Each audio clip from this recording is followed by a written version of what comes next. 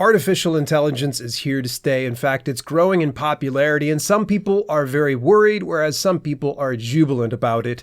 And it's very interesting to actually approach another video creator who shares a little bit of the same philosophies when it comes to artificial intelligence and the impact that it has on self-publishing. So that's why I brought in guest Paul Marles. He's actually grown a huge YouTube following for the past few years. In fact, he way surpassed my following a long time ago, and it's super impressive actually when you go and explore his channel, because he does dive deep into the world of low content book publishing on Amazon KDP, as well as using different AI tools to really grow his business. So let's go ahead and jump into the interview with Paul Marles.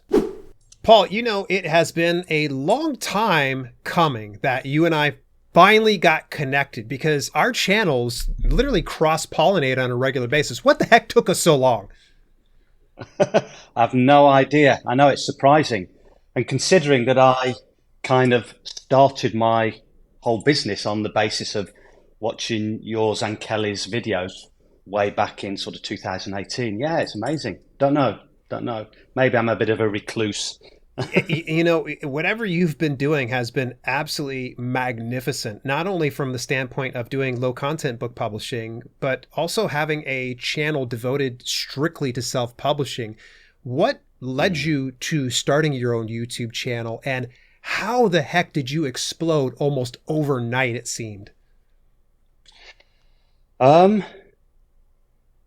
I mean, I started, it was about 2009, and I was watching videos by Gary Vaynerchuk. I'm sure a lot of people by now know him. And I just really wanted to start a YouTube channel, but could never think of something that I could talk about, that would resonate with people. And so I started my channel, and probably if you look back, I did a video every now and then it was just something clicked. I'd been publishing low content books on Amazon for a while, and I thought, hang on, I could talk about this. I'm sure there's people that must be interested in it. And I think the reason it took off was because I know you and Kelly were started talking about it way back in 2018, but there wasn't much on YouTube then. There was a couple of others, Stacking Profits. So yeah, I don't know why it took off, but I just started talking about it, and videos seemed to get views. I did hammer it, quite a lot at the beginning. My aim was, when I first started, to do a video a day, and then that was a bit hard to do. So they went on to 3 videos a week, which I managed to keep going for doing that sort of for a year, just over a year, and then sort of cut back a bit. So I think it was just that I'm going to hammer this and grind away at it. And yeah, luckily things took off, but I don't think there's any secret formula. I think it was just, I bombarded the system with so many videos that, it got traction. That's cool. So anybody that's not familiar with you, I've already kind of filled them in here in the intro. So I figure maybe let's talk a little bit about your business of self-publishing. What does that business look like for you? Is it strictly all low content books, or are you starting to diversify that now? It's all completely low content. Or there now, there's another term, isn't there? There's medium content books as well, which is sort of the colouring books, kids' handwriting books, that thing, which I sort of started to do earlier last year. But it's all low content. I don't do any written books. I did do some written books when I really first started with the KDP. That was back in 2013, end of 2013, early 2014. Really? They were just short stories.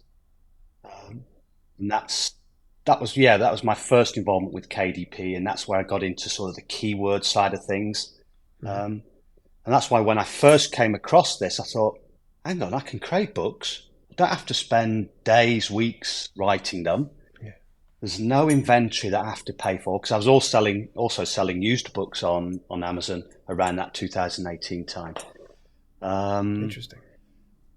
So yeah, that's what, just straight away, as soon as I saw that first video, I thought, this looks superb. I'm going to go into this. But yeah, strictly low content books. I don't do any written books anymore.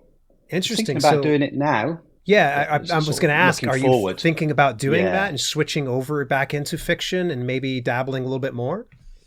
Yeah, I think I'd go the non-fiction side. I've got some ideas for the type of books I'd like to write, which wouldn't really resonate with my current YouTube audience, but just something, I'd like to do.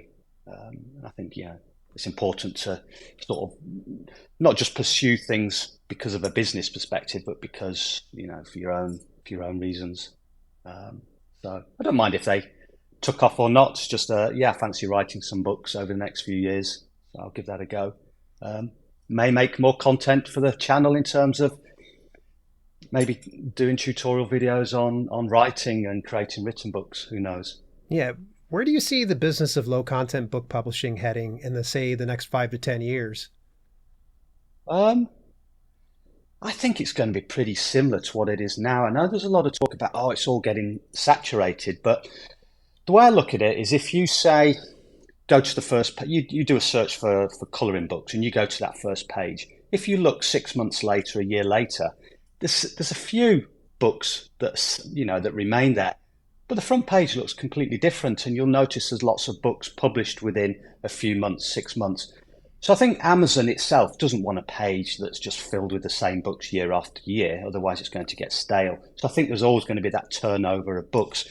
Um, I think you're going to have to work harder on things like cover designs to catch people's attentions, because I look at the books now and they've got just superb quality covers, particularly like the colouring books and the kids books and puzzle books.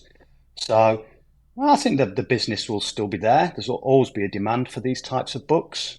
I think it's just a case of creating good quality books. I think that's what a lot of people miss out on, that sort of idea. They want to come into it because it's, I can easily create these, which is fair enough. They are relatively easy to create, but you still need to create that quality.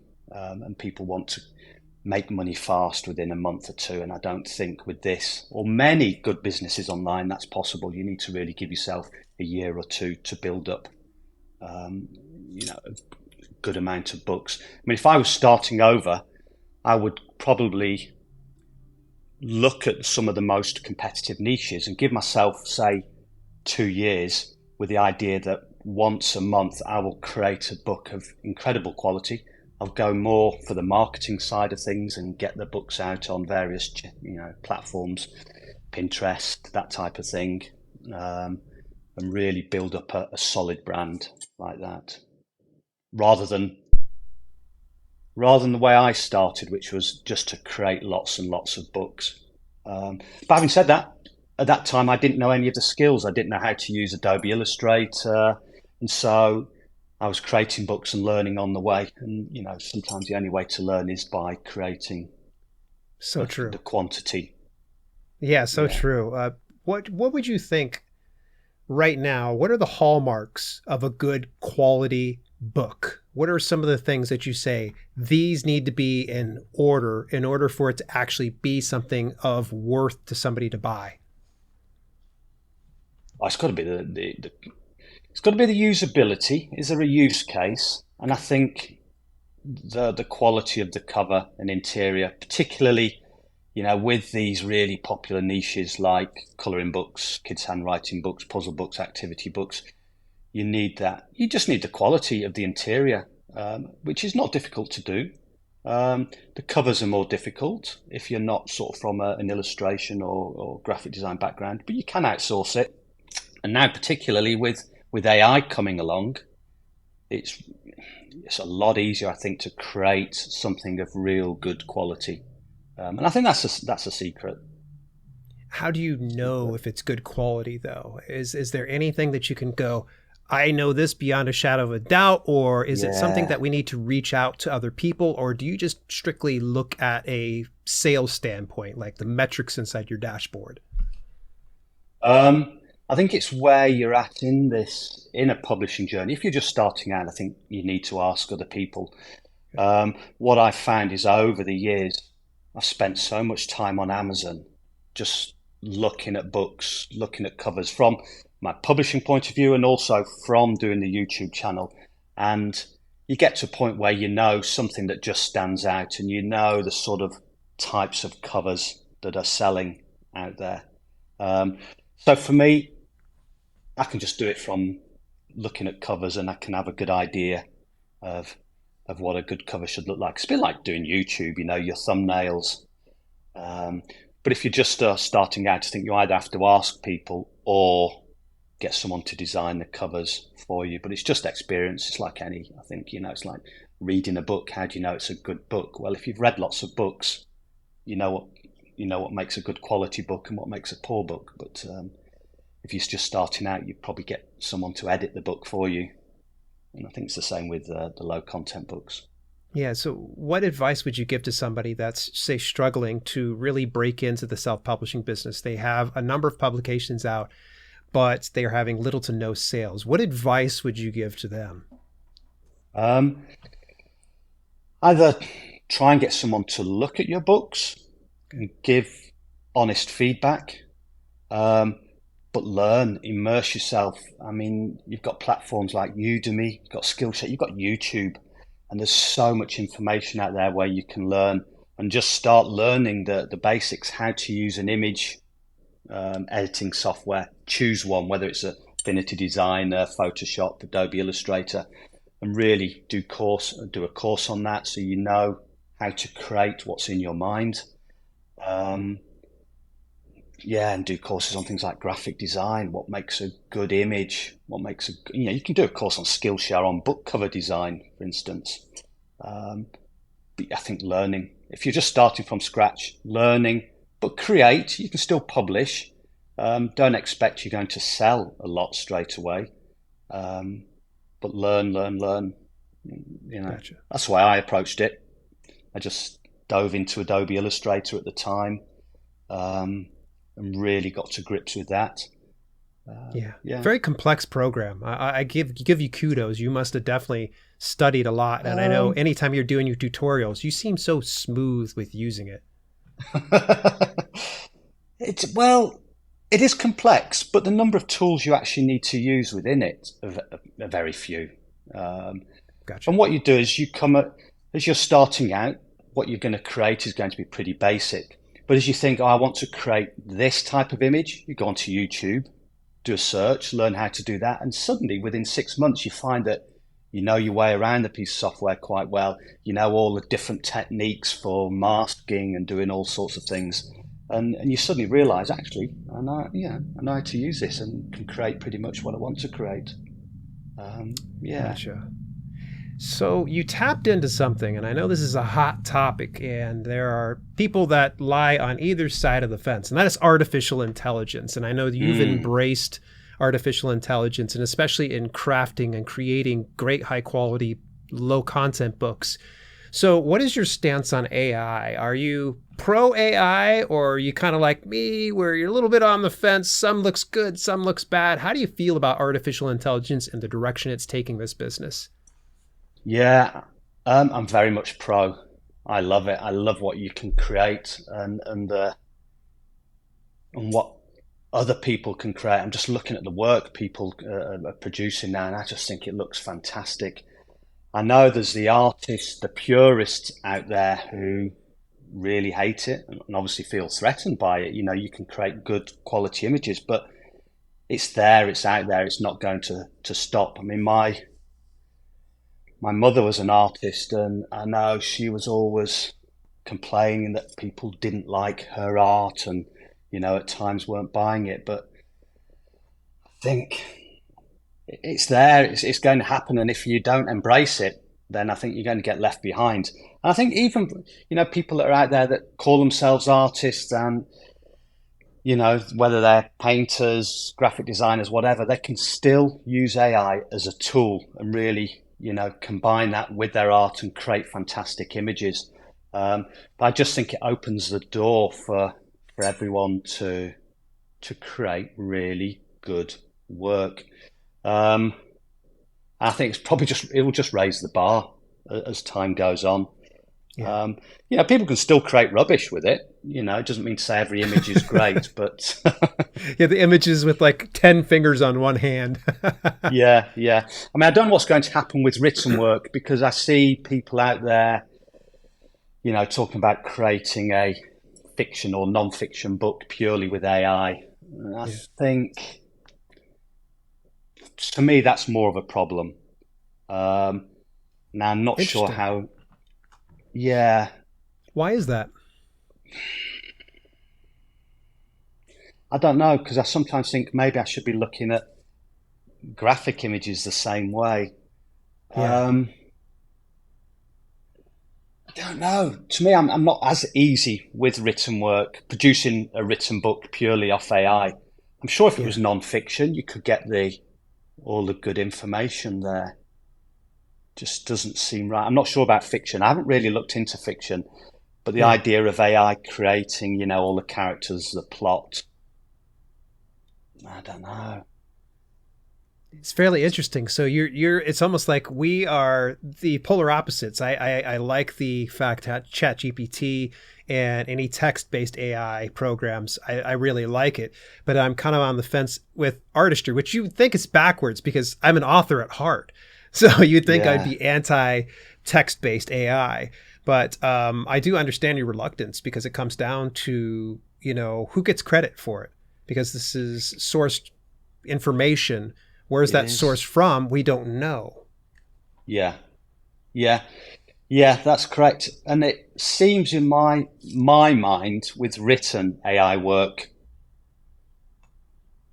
um, it's less original than images Mm. because I sort of understand how the images are formed, and they're formed. They place one pixel, and then an algorithm works out what that next pixel should be around it and builds an image like that.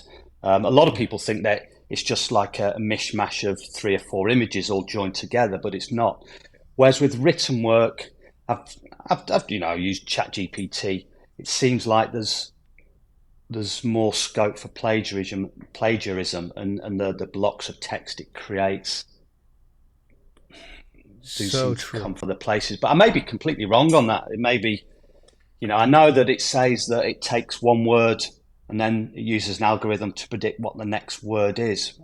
Um, Yeah.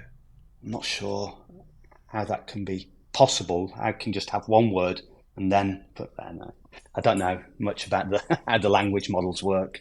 Um, Do you think that AI will ever replace human based creations? So, meaning, will mm, that ever eclipse what, say, I can do as writing, or what, say, you could do with Adobe Illustrator on your own, creating your own images? yeah, I think images. Yeah, definitely. I think it's already eclipsing what I could create in, say, Yeah. Photoshop or Illustrator. Writing wise, I think possibly non-fiction, Mhm. definitely. But fiction, I'm still not sure because it involves sort of a lot of fiction involves also the experience of the human heart and the experience of living. Um, Whether AI will get to that point, I'm sure it will at some point, but I don't know if it will create the sort of quality or meaning that a person can create. Um, Very interesting. And I know you've done quite a but few videos with AI. mm, Is there any other aspect that you think, what service would you say that you lean on the most? Which ones have you used and you've seen some great results with? And which ones have you used and said, that's no good? um, well, I started my first when I dipped my first foot in it the first time was with Dali, and I sort of tried a few to create a few images, and I just didn't like what it created at all. So I didn't touch it until Midjourney came along because I was sort of a bit biased. I thought, oh no, isn't going to be very good. But then I started to see the images from Midjourney, so I thought, okay, I'll experiment with this. And I was just completely blown away by what you could create, and the scope for it. If you're a creator, whether it's books, websites, yeah, just incredible. Um, Yeah. but now even that's starting to be improved. I watched a video the other day on a platform called Leonardo.ai, and it was like just took it to another level. The images weren't quite as good as Midjourney, but the potential there was something. It was like a combination of Photoshop and Midjourney, and what you could create was just incredible. Um, So, and the skills are going to be come around creating the prompts, but now you can buy databases of prompts and everything. So I think that'll be less of a barrier also. That's the It's fairly secret. interesting to see the prompts becoming such a huge thing, like people Yeah, selling packages of prompts yeah, because some people don't know what to ask AI. And yeah, I've had enough time that I've played with ChatGPT that yeah, I start to understand. It's almost like getting a genie from, a genie in a bottle, and you get your 3 wishes, but you got to be very specific about your wish, and you have to yeah, refine that wish yeah, before you actually get the wish that isn't going to come back and bite you in the rear end. It's a lot of yeah. fun. Hey, man, we've burnt through time like crazy. I feel like we could have probably spent easily 2 hours talking about AI, but I always like to wrap up every one of these podcast interviews with a very important question. I think this one's going to be a good one for you, and it's, what type of advice do you have for aspiring authors and self-publishers out there?